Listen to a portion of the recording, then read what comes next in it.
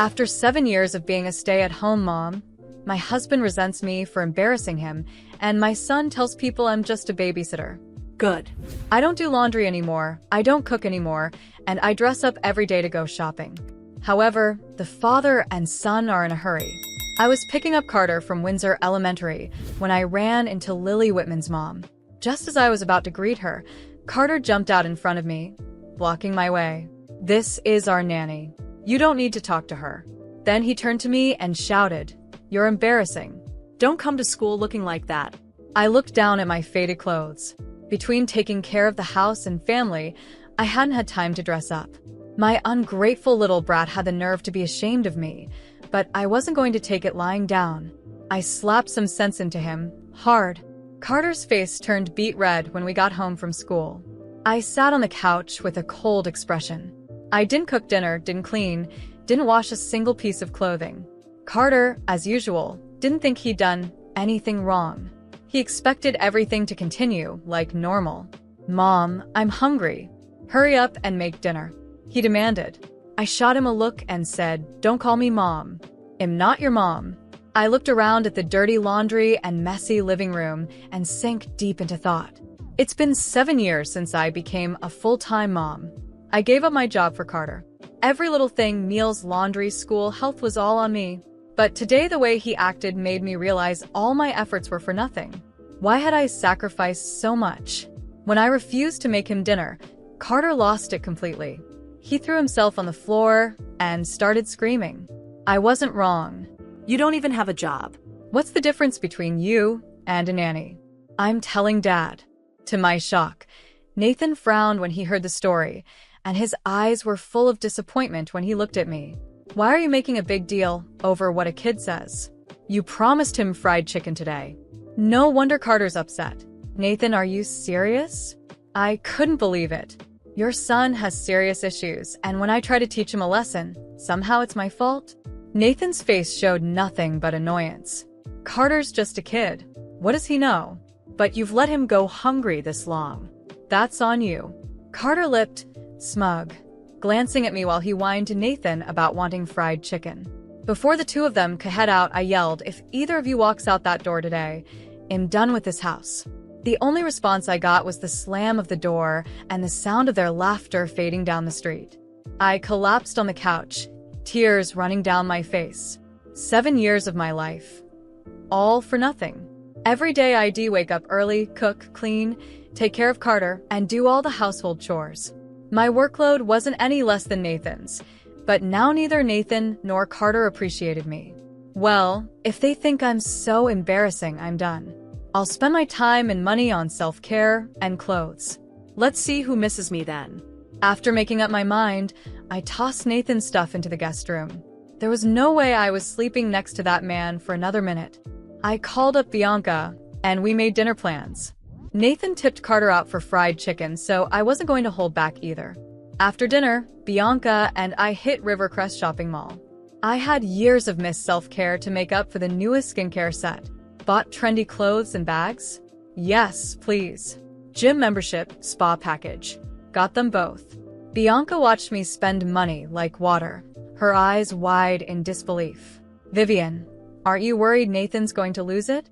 I admired my purchases with satisfaction. Who cares? I'm spending my own savings. He has no say in it. I posted a picture of my shopping haul on Instagram to celebrate this new chapter of my life. But then I saw that Nathan had already posted something. First, he tagged me, too, with a snarky caption. "Took Carter out for fried chicken. He says I'm his favorite." In the picture, they were smiling, faces pressed together in front of a table full of junk food. I rolled my eyes.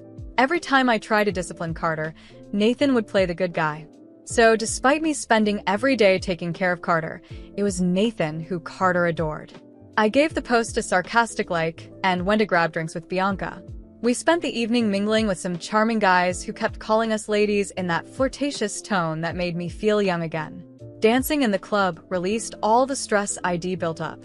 During the day, Carter might still be young and need guidance, but as his mom, I couldn't just abandon him. I'd have to rethink how I raised him. When I got home at 11 p.m., I was ready to make some changes in our dynamic. But instead of being in bed, the house was still brightly lit. Carter was up playing with his toys in the living room, way past his bedtime. I always made sure he was asleep by 8 p.m. for school the next day. But here was 11 o'clock, and he was acting like it was the middle of the day. Furious, I roared. "Carter Somerson, do you have any idea what time it is? You've got school tomorrow." Normally, Carter would have jumped into bed the moment I raised my voice, but tonight, he actually had the nerve to shout back. I stood there stunned. I can't believe that's something he would say. "You're the one who doesn't keep your promises. Why do I have to listen to you? You just sit around at home all day living off Dad's money. You're pathetic." This was the same child I'd devoted 7 years of my life to, and now he was lashing out at me like this. The first time Head said something hurtful, I thought it was just his age, but now he was doing it on purpose. He meant every word. Tears stunned my eyes. I couldn't believe I had given up my career, everything for this ungrateful child. I stormed over and yanked him off the floor. "Say that again." Who taught you to speak to me like that? "Who?" My voice was shaking with despair. Carter glared at me with nothing but hate in his eyes. I shivered. He started sobbing, but his words stayed harsh. "You don't do anything. My friends' moms aren't like you." I had reached my breaking point. After everything I heard from Carter, with those cruel and disrespectful words, I realized I didn't have the strength to continue living that life. It wasn't just him. Nathan had become complicit in this behavior, laughing behind my back, letting Carter disrespect me as if it were a game. I had devoted 7 years to that family, and all I got in return was contempt. That night, while Carter was finally asleep, I went to Nathan. He was sitting on the couch, watching TV, completely oblivious to everything happening around him. I sat beside him, my heart pounding. It was time to end this once and for all. "Nathan, I want a divorce." He didn't even look at me. His eyes stayed glued to the screen, as if I had just told him dinner was ready. I sighed heavily, already expecting that reaction. But what he did next surprised me. He laughed. A cold, mocking laugh, as if I were the most ridiculous joke he'd ever heard. "You? Divorce me?" He finally turned his head, his eyes filled with arrogance. "Good luck with that. How do you think you're going to survive without me? You have no money, no job. You depend on me for everything." I stood frozen for a moment, absorbing the cruelty of his words. But instead of breaking me, they fueled me. Did he really think I was useless? That I couldn't rebuild my life? I took a deep breath and stood up, never breaking eye contact with him. "I'll survive, Nathan. And I'll live much better without you." He just shrugged, thinking I was bluffing. But I wasn't. That night, I made up my mind that I was going to change my life. The following weeks were tough. Nathan completely ignored me, as if he was waiting for me to give up on the divorce and return to our miserable routine. Carter continued treating me poorly, but I knew that came from his father's influence. Our relationship was strained, but something inside me had shifted. I decided I would no longer be the person who lived solely for others. I spent the first few days crying alone, trying to figure out what to do. No career, no support, and very little money. It seemed impossible. But then, one afternoon, while I was baking a cake just to relax, something I always enjoyed doing to relieve stress, an idea came to me. Why not sell these cakes? I started small, selling to neighbors and Bianca's friends.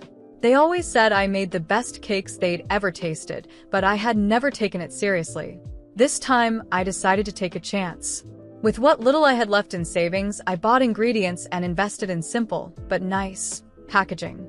I created a page on social media, took pictures of the cakes, and within a few days, I already had several orders. Nathan, of course, didn't take it seriously at first. He laughed whenever he saw me walking out of the kitchen with boxes of cakes, thinking it was just a passing phase, something that wouldn't amount to anything. But the weeks went by, and the orders kept coming. Soon, I had more requests than I could handle on my own. There was a moment, a few weeks later, when Nathan walked into the kitchen and saw the scene. Cakes lined up, boxes ready for delivery, and my phone buzzing nonstop with new orders. "What is this?" he asked, unable to hide the disbelief in his voice. My job, I replied firmly. I told you I would survive, Nathan. He stood there in silence, clearly surprised. I could see the realization slowly dawn on him. He had completely underestimated me. Not long after, I was able to finally file for divorce. I no longer needed his money, his approval, or, most importantly, his life. I was building something for myself, something that made me happy. That idea, born out of a need to rediscover myself, became my greatest victory. In a few months, I expanded my cakes to local cafes, and even Carter began treating me differently, seeing that his mother wasn't the weak and dependent figure he thought. He was still young, and our relationship was still strained, but now I knew I could take care of myself, and, if necessary, of him, without needing anyone. I had finally set myself free. I walked out of that house with just a suitcase in my hand and a purpose in my heart, never to depend on anyone again. Nathan didn't believe in me. He thought I couldn't survive without his help. But the moment I closed the door behind me, I knew I was leaving behind not just a failed relationship, but an old version of myself that no longer existed. Over time, my small cake business grew. The success I found selling to neighbors expanded to cafes and local restaurants. I worked tirelessly day and night, experimenting with new recipes, developing my brand, and learning everything I needed to know about running a business. I couldn't afford to rely on anyone. I was doing this for myself and for Carter, who, despite being influenced by his father, was still my son and needed a better figure to guide him. Within a year, I opened my first bakery. It was called Sweet Victories, a personal reminder that every challenge I overcame was a sweet triumph. Customers came from all over, drawn by the flavor and quality of the cakes, and the shop quickly became a local favorite. With the money coming in from sales, I opened a second shop in another city, and before I knew it, I was franchising across the country. In 5 years, Sweet Victories had become a national chain. Each store represented a piece of my journey, a living testament to the fact that with determination and hard work, I could overcome any obstacle. The name, which had started as a personal symbol, now represented so much more. It was a victory over Nathan's contempt, over the years of being undervalued, and most of all, over my own doubts. At the peak of my success, something unexpected happened. I received a court summons. Nathan, broke and bitter, had filed a lawsuit against me.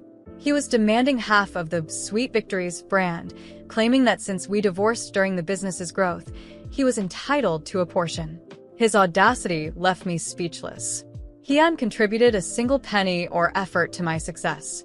On the contrary, he had tried to undermine and humiliate me, and now he wanted to profit from it? On the day of the trial, I was ready. The courtroom was packed, and the tension in the air was palpable. Nathan sat across from me, with his lawyer, trying to look confident, but his appearance showed clear signs of financial ruin. When it was my turn to speak, I stood up, looked at the judge, and began what would be the most important speech of my life. Your Honor, everything I have achieved was with my own 2 hands. When Nathan and I separated, he told me I wouldn't survive without him, that I didn't have resources, that I depended on him. But the truth is, the success of Sweet Victories came from every cake I baked, from every sleepless night, from every tear I shed. Nathan didn't believe in me, he didn't support me, and he never took part in building this business. Today, he is not here because he believes he deserves half, but because he wants to profit from something he dismissed.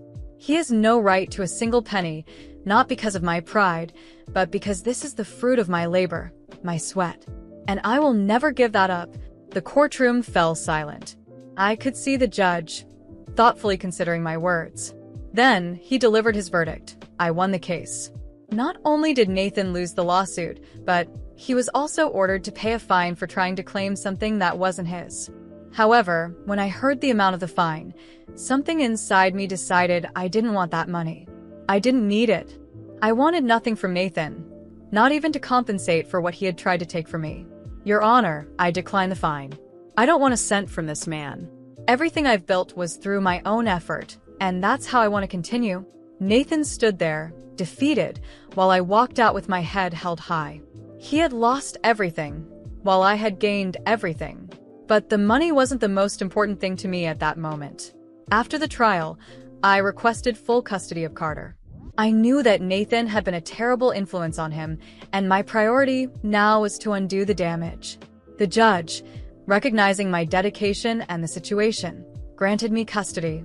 I knew it would be a challenging task, but I was ready. I raised Carter with discipline, teaching him the value of hard work, honesty, and respect. It wasn't easy. He had been shaped by years of permissive behavior, but over time, he began to change. Slowly, he saw the kind of person his father truly was, and eventually, he realized how much I had fought for the both of us. Today, Carter is a responsible young man, and Sweet Victories continues to grow, with franchises all across the country. Looking back, I see that all the pain, the tears, and the sleepless nights brought me to a place of peace, success, and pride. Nathan? He's long gone, bankrupt, and with nothing left. But me? I have everything that truly matters. Even after all the hurtful things Carter said to me, I knew deep down that I could never abandon him. A mother never abandons her child, no matter what. He was young, influenced by Nathan's toxic behavior, but I knew that, in time, I could show him what true love, respect, and hard work really meant. And that's exactly what I did. Even when he yelled at me or compared me to other mothers, I persisted, raising him with both firmness and the affection he desperately needed. Over the years, our relationship changed. Carter grew up, matured, and began to see things differently. He realized what kind of man his father was and, slowly, started to appreciate everything I had done for him. He understood that the tough choices I made were for his benefit and for our family. Today, we have a solid relationship built on mutual respect. During this transition, something wonderful happened in my life. I met a man who truly respected me, who saw me as his equal, and who stood by my side in every decision. We got married, and for the first time in a long time, I felt peace in my heart. He supported my business, encouraged my dreams, and together, we expanded the Sweet Victories empire even further. The business grew in extraordinary ways. With each new store that opened, I felt a wave of satisfaction, knowing that every cake sold represented my journey of overcoming obstacles. And then, something I never thought possible happened. I made my first million. It was an indescribable achievement, not just for the financial success, but for what it symbolized. Every penny of that million was earned through my hard work, dedication, and the courage to start over. With the success of my business came invitations to speak about overcoming challenges. Today, I travel the country sharing my story, inspiring women and men who are going through difficult times, showing them that with determination and resilience, it's possible to turn your life around. Every speech I give reminds me of everything I've been through, but now, when I tell my story, there's no pain, only pride. As for Nathan, I never spoke to him again. I decided to cut all contact. There was nothing left to say, and our story was in the past. But every now and then, I hear news about him. I learned that he lost everything. Homeless, without an income, he's living off the charity of others. The irony is not lost on me. The man who once told me I wouldn't survive without him is now the one living on the edge. Meanwhile, I've built an empire with my own hands. I hold no bitterness. Life has taken its course, and each of us has reaped what we sowed. Today, my focus is on my family, on Carter, who has grown into an honest and hardworking young man, and on my husband, who gives me the support and respect I've always deserved. Above all, I'm at peace, knowing I've walked my own path and triumphed.